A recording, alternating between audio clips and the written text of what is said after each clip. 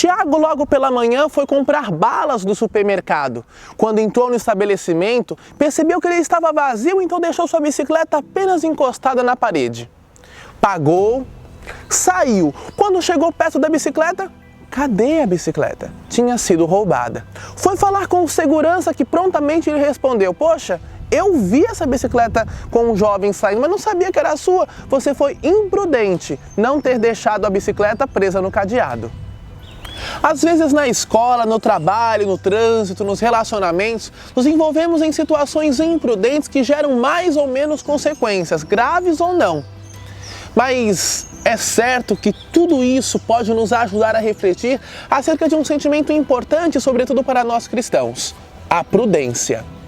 Tanto o Catecismo da Igreja Católica como também o Dicionário Português vai nos ajudar a compreender a palavra prudência sempre como um ato concreto, uma forma de agir, de conhecer a verdade e de agir conforme a razão.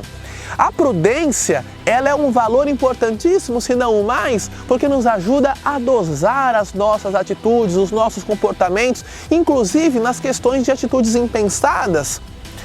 A prudência nos ajuda a equilibrar as nossas ações, nos ajuda a pensar na forma como tratamos o outro, como nos relacionamos com o outro, como tomamos certas atitudes, porque a prudência, ela nos ajuda, ela nos auxilia a pensar também nas consequências das nossas ações, nas consequências dos nossos diálogos, nas consequências, inclusive, de quem nós somos.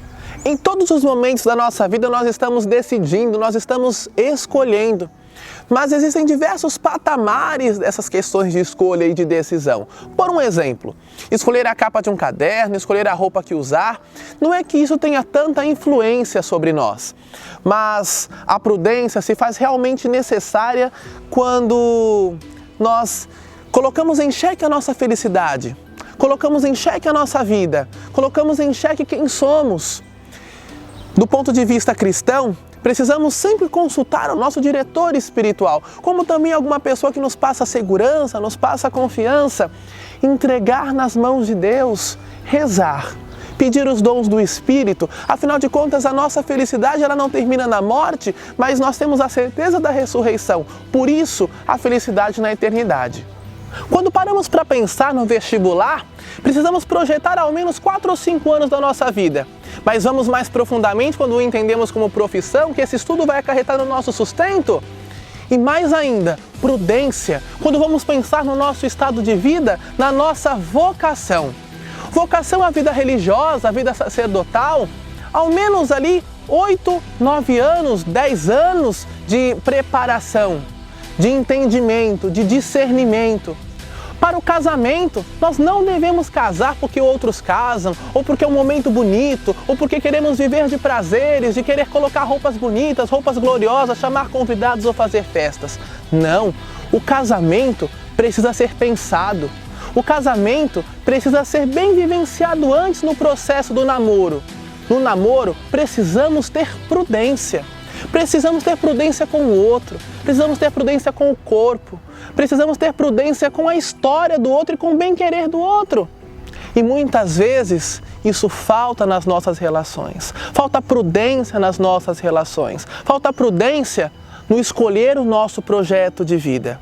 Precisamos pensar sobre isso para que nós não coloquemos em xeque toda a nossa vida, toda a nossa história, porque tudo o que fazemos geram consequências. Quando nós colocamos em desconforto a nossa vida, a nossa felicidade, também a nossa saúde ou a nossa juventude, precisamos ouvir a voz da nossa consciência, que é justamente a voz de Deus ao nosso coração. O jovem certamente pergunta a Jesus: bom mestre, o que devo eu fazer para ganhar a vida eterna? Essa é uma pergunta que precisamos nos fazer diariamente e, consequentemente, nós a responderemos através da prudência.